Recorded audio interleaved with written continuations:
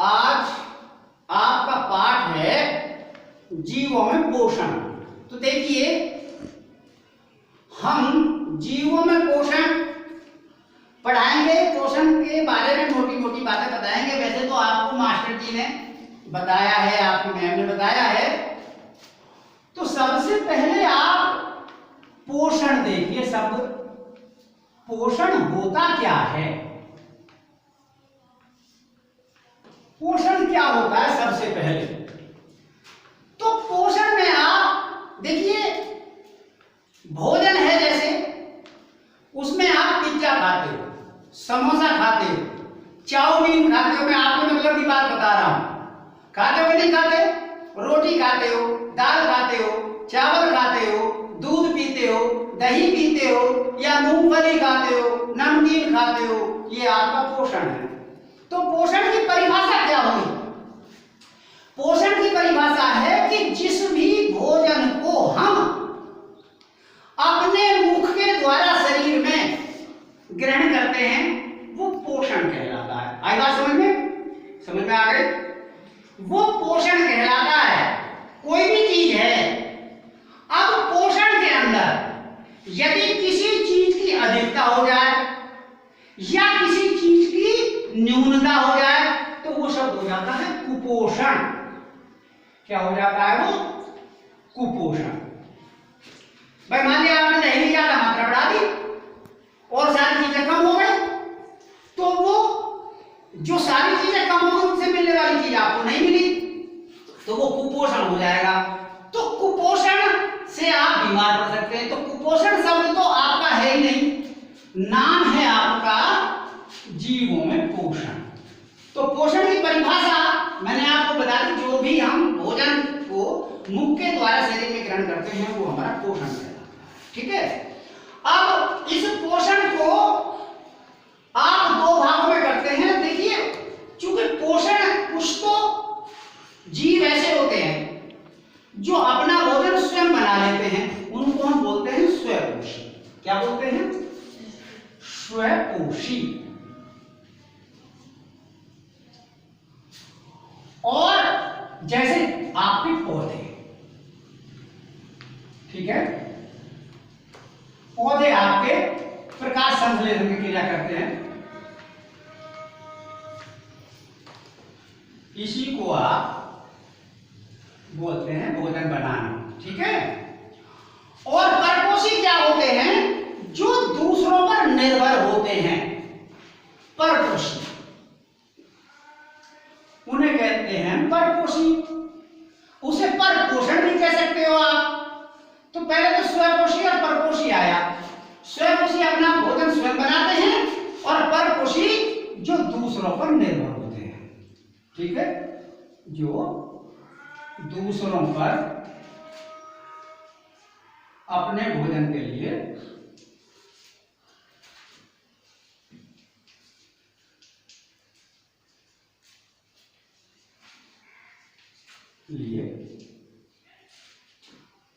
परपोषी दूसरे पर अपने भोजन के लिए आश्रित होते हैं या निर्भर होते हैं। ठीक है?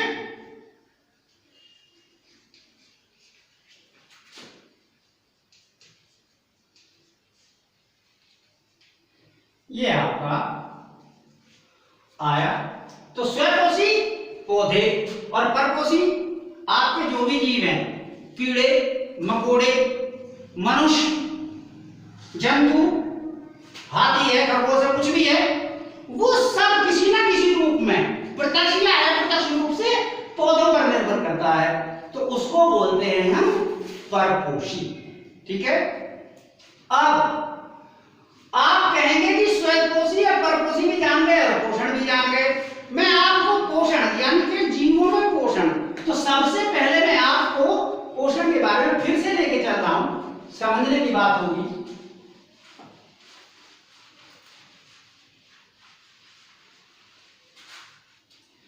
देखिए, ये मान लिया आपकी थाली है। क्या है? थाली। अब थाली आप कैसे भी ले सकते हैं भाई, गुजराती, राजस्थानी, मध्य प्रदेश, उत्तर प्रदेश, या दिल्ली की थाली, या हरिद्वार की थाली।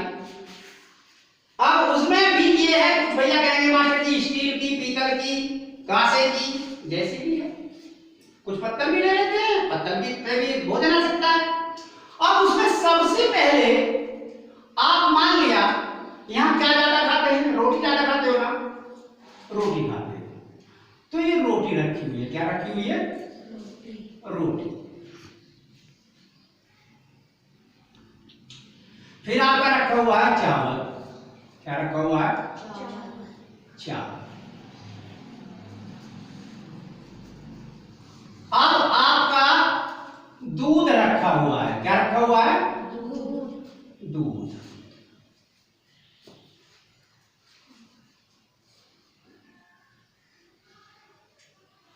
अब आपकी सब्जी भी रखी हुई है, सब्जी किसी भी चीज की हो सकती है भाई, सब्जी को वैसा नहीं है कि सब्जी दे दो, तो सब्जी में आपको कहना पड़ेगा भाई पेठा दे दो, आलू दे दो, कहना पड़ेगा कि नहीं, लौकी दे दो, कोई भी सब्जी हो सकती है। अब आपकी इसमें दही भी हो सकती है, क्या हो सकती है, दही।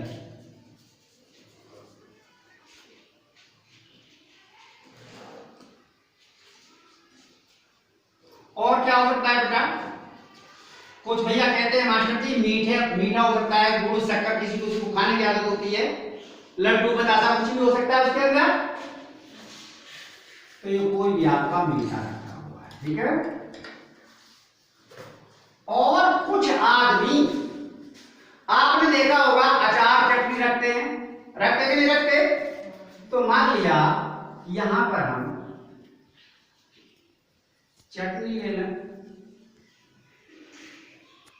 मान लिया टमाटर की चटनी ले लेते हैं, चलिए। और बताइए आप क्या खाते हैं,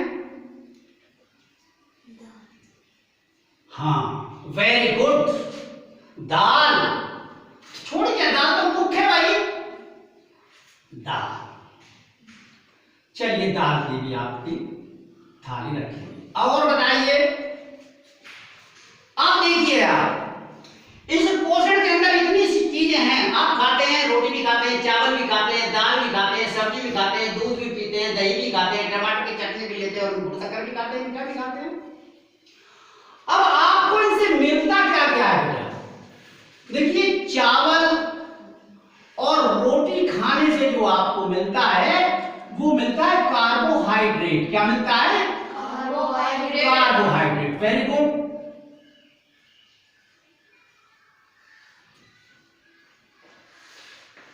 और कार्बोहाइड्रेट हमने आपको पहले भी बता चुके हैं, ये शक्ति का भंडार होता है, शक्ति मिलती है, ताकत मिलती है कार्बोहाइड्रेट से।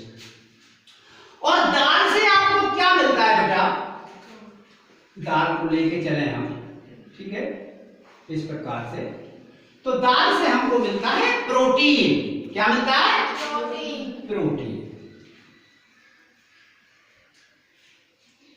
ठीक है।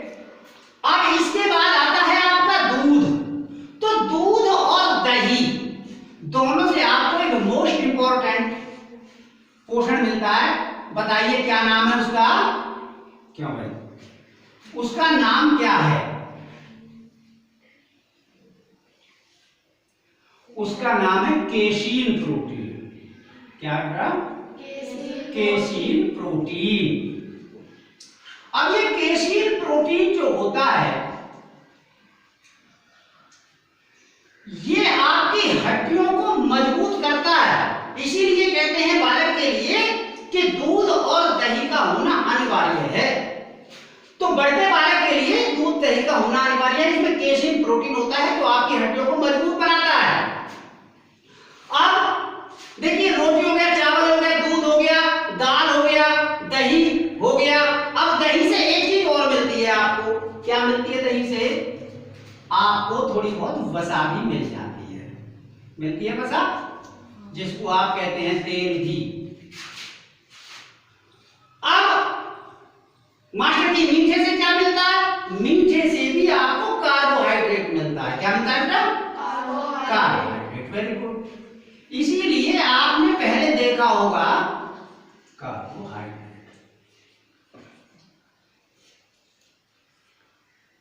ठीक है। कहावत है कि पहले आदमी दही पी करके दोपहर तक काम किया करता था, तो उसको उस गुड़ से शक्ति मिलती थी, तो ये कार्बोहाइड्रेट हो गया। अब टमाटर की चटनी से क्या होता है भाई? टमाटर की चटनी में आप याद रख लीजिए, इसमें ऑक्जेलिक अम्ल होता है। क्या होता है? ऑक्जेलिक अम्ल, जो नींबू में पाया जाता है। अब ये स्वाद के लिए आपको बताओ, इसमें ऑक्जेलिक अम्ल आपकी क्रिया में कुछ सहायक है, तो टमाटर की चटनी से भी आपको ऑक्जेलिक अम्ल मिल गया। ऑक्जेलिक अम्ल, ठीक है भाई, हिंदी गलत भी हो सकती है, ऑक्जेलिक एसिड, ठीक है। अब आपकी क्या चीज बची इसमें? ध्यान नहीं दे रहे, सब्जी बच गई। तो सब्जी में आपसे को क्या चीज मिलती है? सब्जी में आपको एक तो मिलते हैं विटामिन। क्या मिलते हैं? विटामिन। विटामिन, कोई भी विटामिन मिल सकते हैं, विटामिन, और खनिज भी मिल सकते हैं, ठीक है बेटा। तो विटामिन, खनिज, कुछ लोह तत्व भी होते हैं, जैसे पालक की सब्जी में, पालक में बहुत अधिक मात्रा में लोह तत्व पाया जाता है। समझ में बात? अब इतनी सारी चीजें आपको लेनी होती हैं, और इनसे होता क्या है? शरीर में वृद्धि एवं विकास होता है। शरीर की वृद्धि एवं विकास के लिए ही हमको भोजन की आवश्यकता होती है, हमको पोषण की आवश्यकता होती है। अब इसमें मान लिया प्रोटीन की कमी हो गई, वसा की कमी हो गई, या आपको किसी खनिज की कमी हो गई, विटामिन की कमी हो गई, तो इससे आपका शरीर रोगी हो जाएगा। तो ये आपको संपूर्ण मात्रा में लेना है। वही मैंने बताया था पहले कि वो कुपोषण हो जाएगा किसी चीज की बहुत अधिक मात्रा, कि जी हम तो दाल ही दाल खाएं पिएंगे और कुछ लेंगे नहीं, दाल के साथ चावल रोटी लेना आपको अनिवार्य है, सब्जी लेना अनिवार्य है। अब इसी प्रकार से कोई भैया कह रही मैं तो रोटी खाऊंगा, तो रोटी के साथ आपको सब्जी दाल ये लेना अनिवार्य है, तो आपका ये संतुलित भोजन बन जाएगा। तो ये तो हो गई पोषण की परिभाषा, कि जिसको हम भोजन के रूप में अपने मुख से शरीर में ग्रहण करते हैं वो पोषण कहलाता है, और जिसमें सारे तत्व उपस्थित हैं वो अच्छा पोषण है, संतुलित है। जब किसी चीज की कमी हो जाती है तो वह कुपोषण हो जाता है, और कुपोषण होने से शरीर की वृद्धि एवं विकास रुक जाता है। इसके बाद मैं आपको पहले बता चुका हूं, क्या बता चुका हूं, कि ये दो प्रकार से भोजन होता है भाई। एक तो ये है कि अपने आप भोजन बना लेते हैं। अब हम कहें मास्टर जी आप भी अपना भोजन अपने आप बनाते हो, भाई हम क्या तुम भी नहीं बना सकते? अब कुछ भैया कहते हैं हमारी तो मम्मी बना देती है, मम्मी बना देती है, उससे आए हुए उससे वो स्वयं अपना भोजन अपने शरीर में निर्माण नहीं कर सकती, पौधों की तरह है। तो स्वयं उसी में मैंने आपको बताया था, पौधे बताया था कि नहीं? स्वयंपोषी, इसी को स्वयं पोषण कह दीजिए, जो अपना भोजन स्वयं बना ले। अब भोजन कैसे बनाते हैं पौधे, मैं थोड़ा सा यही आपको बता के चलूंगा। मान लिया आपका कोई ये पेड़ है, ठीक है, और इसमें आपकी कोई पत्ती हो सकती है भाई, ठीक है, कोई भी पत्ती हो सकती है। दो तरीके की बनती है पत्ती, अब भी दो तरह की बने हैं। चलो अब एक तरह है, इस प्रकार से आपकी कोई और भी पत्ती हो सकती है, ठीक है। और इसमें ये आपने देखा होगा ध्यान से, जाल सा बना हुआ, देखा है कि नहीं? देखा है, ठीक है। अब पौधा कैसे भोजन बनाता है अपना? इन पत्तियों के अंदर जो छोटे छोटे छिद्र होते हैं उनको हम रंध्र बोलते हैं बेटा। क्या बोलते हैं? रंध्र। इंग्लिश में इसको स्टोमेटा कहते हैं, स्टोमेटा, ठीक है। रंध्रावकाश भी बोल सकते हैं। तो इन छिद्रों के द्वारा कार्बन डाइऑक्साइड आती है और वो ऑक्सीजन बनकर के फिर बाहर भी इस छिद्रों से जाती है। तो बड़े काम की चीज है। स्टोमेटा के ऊपर कभी कभी राइट नोट्स आ जाता है कि राइट नोट्स स्टोमेटा, यानी स्टोमेटा पर टिप्पणी लिखो। तो ये रंध्र होते हैं। और सबसे पहले अब इसको जब ये भोजन बनाता है पौधा, तो इसको क्या क्या चीज की आवश्यकता होती है? सबसे पहले होता है क्लोरोफिल। क्लोरोफिल क्या होता है बेटा? क्लोरोफिल कोई भैया बताएगा? हरे रंग को क्लोरोफिल कहते हैं। हरे रंग से मतलब ये नहीं कि वैसे रंग दिया। हरे रंग से मतलब होता है कि पौधा जीवित है, स्वस्थ है, हरे पौधे बोलते हैं उसको। मान लीजिए किसी का रंग लाल है तो वो भी हरा क्लोरोफिल ही बोलेंगे, ठीक है? क्लोरोफिल। दूसरी चीज होती है बेटा कार्बन डाइऑक्साइड, CO2, जिसको बोलते हैं कार्बन डाइऑक्साइड। इसमें C भी कैपिटल है, O भी कैपिटल है, ये रसायन की बात है। और तीसरी चीज होती है बेटा जल, यानी इसको बोलते हैं हम H2O। और इसके बाद आपका सूर्य का प्रकाश, सूर्य का प्रकाश। तो अब देखिए आप यहां से तो आपको जल मिलेगा, पौधा लेता है पेड़ के द्वारा, जल लेता है कि नहीं? और ये जल के द्वारा खनिज लवणों को आगे पहुंचाता है। अब आपको वायुमंडल से, वातावरण से आपको मिलती है कार्बन डाइऑक्साइड, जिसको आप छोड़ते हो, पौधे उसको ग्रहण करते हैं। इसलिए हमारी बड़ी महत्वपूर्ण चीज है ये स्टोमेटा। तो और रंग उसमें होता ही है, हरे रंग का पौधा है। हरे रंग से मतलब वैसे भी मैंने बताया कि पेंट कर दिया। अब कार्बन डाइऑक्साइड हो गई, जल हो गया। अब सूर्य का प्रकाश, भाई सूर्य हमारे पास तो है नहीं, या है? अरे सूर्य है आपके पास, भाई वायुमंडल नहीं है। तो इस सूर्य से आपको ये प्रकाश मिलता है। अब आप CO2 मिल गया, क्लोरोफिल पौधे में होता है थोड़ा सा, और जल पहुंच गया, सूर्य का प्रकाश मिल गया। तो इसमें आप अपनी क्रिया करके पौधे सूर्य की उपस्थिति में जल लेकर कार्बन डाइऑक्साइड के साथ क्रिया करके आपका ग्लूकोज बना देते हैं, यानी अपना भोजन बना देते हैं। तो ये आपको मैंने क्रिया बताई। अब जो प्रकाश संश्लेषण कर लेते हैं, अपना भोजन स्वयं बना लेते हैं, उसको हम स्वयंपोषी बोलते हैं। और जैसे हम पौधों पर निर्भर रहते हैं प्रत्यक्ष या अप्रत्यक्ष रूप से, तो हम जो है वो परपोषी हैं।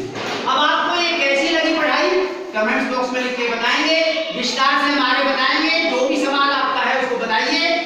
और यदि अच्छी लगती है आपको ये पढ़ाई तो वीडियो को लाइक कर दें, कमेंट्स लिखें। इसी के साथ जय हिंद जय भारत। ये छोटे से जाति आगे